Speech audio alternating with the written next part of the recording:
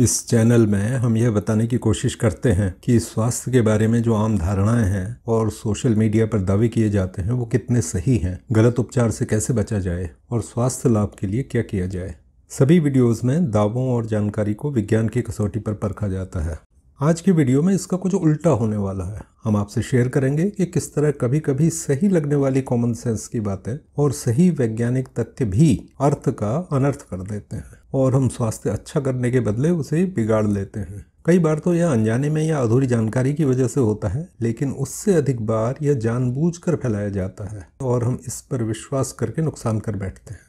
आपको याद होगा कि जब कोविड अपने चरम पर था तो एक बात ये फैली कि गर्म भाप लेने से इसका वायरस मर जाता है। यह एक साइंटिफिक फैक्ट है, लेकिन इसे जब गलत तरह से अपनाया गया तो हजारों लोगों को बहुत नुकसान पहुंचा। इस बात को बिना ठीक से समझे हमारे जुगाड़ू साथियों ने, जिनकी मंशा बहुत अच्छी थी, लोगों का भला करने की थी, उन्होंने प्रेशर कुकर से लोगों को भाप देना शुरू किया। कुछ भले लोगों ने तो कुकरों की लाइन लगा दी और उन्हें पाइपों से जोड़कर एक तरह से भाप देने का हॉस्पिटल जैसा तैयार कर दिया। भाप से वायरस मरने की पूरी सच्चाई यह है कि कोरोना वायरस, जिससे जुकाम होता है और जिसके एक स्ट्रेन से कोविड महामारी भी फैली, ये बहुत अधिक गर्मी में या तो निष्क्रिय हो जाता है या खत्म हो जाता है।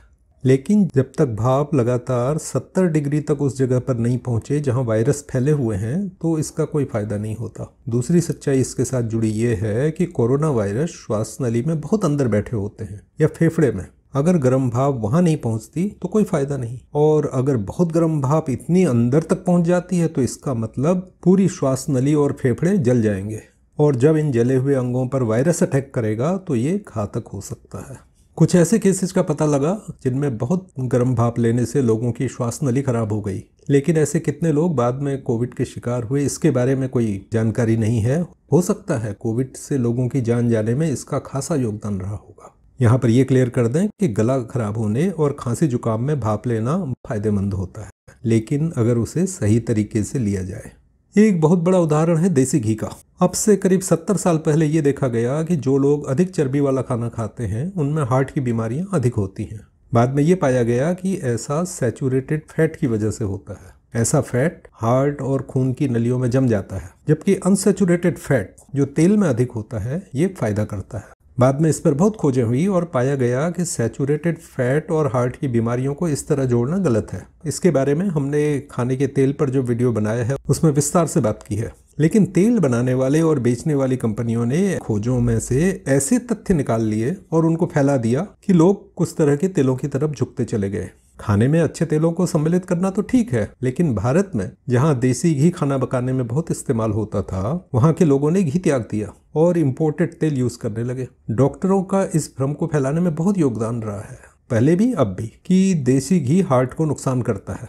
तो अगर आप गांव वाले या छोटे कस्बे वाले हैं और आपने मवेशी पाले हैं या आपके आसपास में मवेशी पाले जाते हैं तो आपके घर में तो घी चलता रहा होगा। लेकिन अगर आप शहरी हैं, अधिक पढ़े लिखे हैं और पैसे वाले हैं तो आपके घर में घी को तिलांजलि दे दी गई होगी। अब सच्चाई बताते हैं। सच्चाई ये है कि सामान्यतः सैचुरेटेड फैट शरीर के लिए हानिकारक होते हैं, लेकिन घी के अधिकतर फैट सैचुरेटेड होने के बावजूद नुकसान नहीं करते। और फिर घी में कुछ ऐसे रसायन भी होते हैं जो स्वास्थ्य को फायदा पहुंचाते हैं।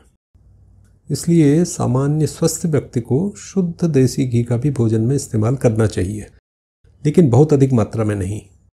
हाँ, कुछ परिस्थितियों में, जैसे कि मोटापा या हार्ट और ब्रेन के रोगों में, या खून की जांच में लिपिड प्रोफाइल में गड़बड़ आ गई, तो डॉक्टर की सलाह से ही घी के सेवन के बारे में निर्णय लें। अब इस बहुत सिंपल लॉजिक का कमाल देखिए।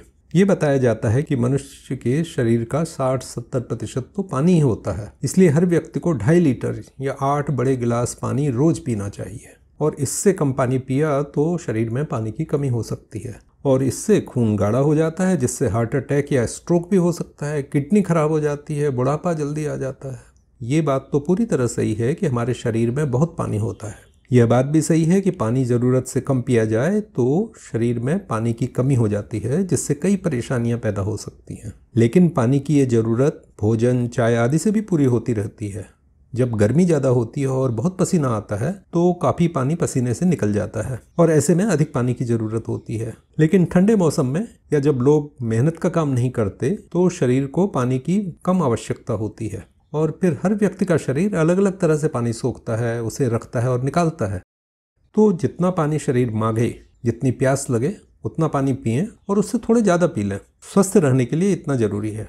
बिना प्यास के इस जिद में कि 8 गिलास पानी पीना ही है, इसलिए ज़रूरत से अधिक पानी पीते रहने से एक तो आपका पाचन खराब हो सकता है, कुछ और बीमारियां हो सकती हैं, और आपको शायद ये नहीं पता कि कुछ तरह की हार्ट और किडनी की बीमारियों में तो अधिक पानी पीना जानलेवा हो सकता है।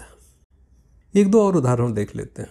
जो पढ़ने लिखने वाले युवा होते हैं उनमें से बहुतों को कुछ समय बाद चश्मे की ज़रूरत होने लगती है। तो कई पढ़े लिखे युवाओं को लगता है कि उनकी आंखें कमज़ोर हो गई हैं। जब वो इधर उधर ढूंढते हैं, लोगों से बात करते हैं, तो उनको कहा जाता है कि ये विटामिन ए की कमी से हुआ है, या फिर विटामिन ए खा लो तो आंखें तेज हो जाएंगी। आजकल बहुत सारे हेल्थ टॉनिक और सप्लीमेंट बेचने वाले वेब और सोशल मीडिया में बैठे हैं जो उन्हें ये विश्वास और भी ज़्यादा दिला देते हैं। और जो लोग इसमें फंस जाते हैं, या तो वो उन सप्लीमेंट्स को खरीद लेते हैं या केमिस्ट के यहाँ से विटामिन ए के कैप्सूल खरीद कर खाने लगते हैं। विटामिन ए एक ऐसा विटामिन होता है जो अगर शरीर में अधिक मात्रा में पहुंच जाए तो पेशाब के साथ बाहर नहीं निकलता, बल्कि जमा होता रहता है। इससे विटामिन ए की टॉक्सिसिटी यानी अधिकता से होने वाला जहरीलापन ये हो जाता है, और इससे नसों, हड्डियों और मांसपेशियों में कई तरह की परेशानियां हो जाती हैं। विटामिन ए ही क्यों, मल्टीविटामिन्स को देखिए। बिना कारण और बिना डॉक्टर के प्रेस्क्रिप्शन के टॉनिक, विशेषकर विटामिन और मिनरल्स का सेवन हम लोग इस विश्वास में करते रहते हैं कि इनसे शरीर ठीक से काम करेगा और हम बीमारी वाले कीटाणुओं से बचे रहेंगे।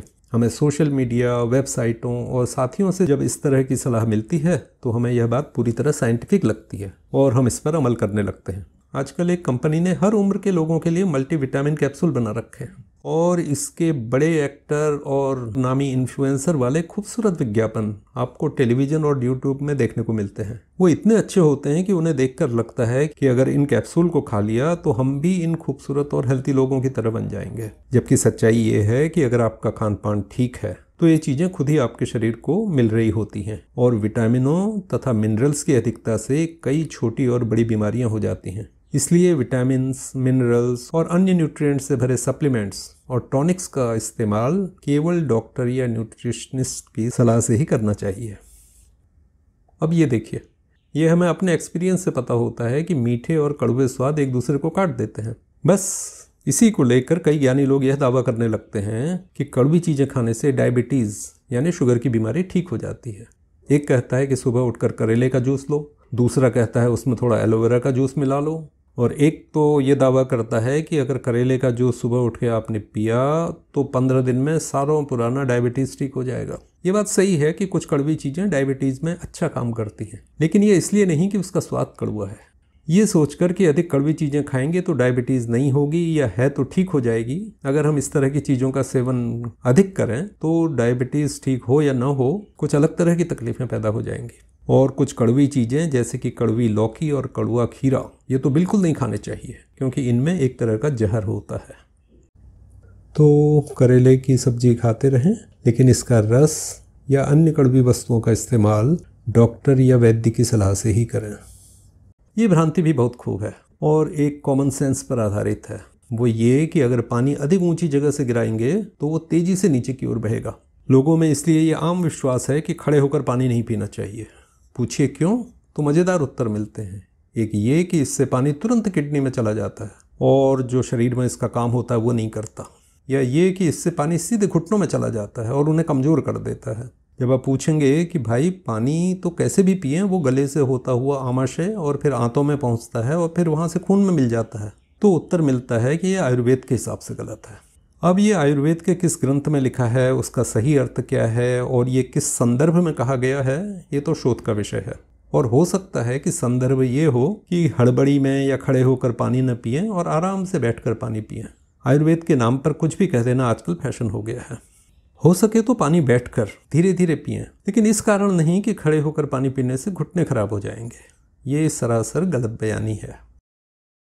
इन उदाहरणों से हमारा मकसद केवल यह बताना है कि स्वास्थ्य को लेकर जो भी दावे वेबसाइटों में, सोशल मीडिया में या आम व्यवहार में वैज्ञानिक तर्कों के आधार पर भी किए जाते हैं, वो हमेशा सही नहीं होते। अब इंटरनेट और ई कॉमर्स का ज़माना है तो कई ऐसे कुतर्क जानबूझकर फैला दिए जाते हैं, चमत्कारी दावे किए जाते हैं और कुछ भी बेच दिया जाता है। स्वास्थ्य के बारे में किसी भी दावे के हिसाब से उपचार शुरू करने से पहले आप उसके बारे में वेब में सर्च करके तो देखते ही होंगे। अब से स्वास्थ्य से जुड़ी आम धारणाओं और सलाहों की गहराई में जाने की कोशिश भी कीजिएगा। आप ये जानकर हैरान रह जाएंगे कि कितनी सारी बातें जो हम सही समझ कर करते आए हैं गलत हैं। आपको आश्चर्य नहीं होना चाहिए अगर आप ये पाते हैं कि इन गलत धारणाओं पर अमल करने की वजह से कुछ लोगों को कई बीमारियां लंबे समय से हो रही होती हैं, जबकि वो परेशान रहते हैं कि हम तो इसका इलाज करवाते आ रहे हैं लेकिन हमारा स्वास्थ्य ठीक क्यों नहीं होता। अगर आपको इस तरह के कोई एक्सपीरियंस हैं तो कृपा करके कमेंट में उनको लिख भेजिए। इससे लोगों को और भी जानकारी मिलती रहेगी और ये चर्चा जारी रहेगी। यदि आपको लगता है कि वेब में, सोशल मीडिया में, यूट्यूब वगैरह में जो स्वास्थ्य को लेकर कई तरह के दावे किए जाते हैं, हम उनके सही तथ्यों को आपके सामने रख रहे हैं और लोगों को नुकसान होने से बचाकर एक अच्छा काम कर रहे हैं, तो इस वीडियो को लाइक कर दीजिए और सब्सक्राइब तथा घंटी के निशानों पर क्लिक कर दीजिए। नई वीडियो आपको मिलते रहेंगे। अगले वीडियो में एक और दावे की जांच के साथ हाजिर होंगे। तब तक के लिए बाय बाय।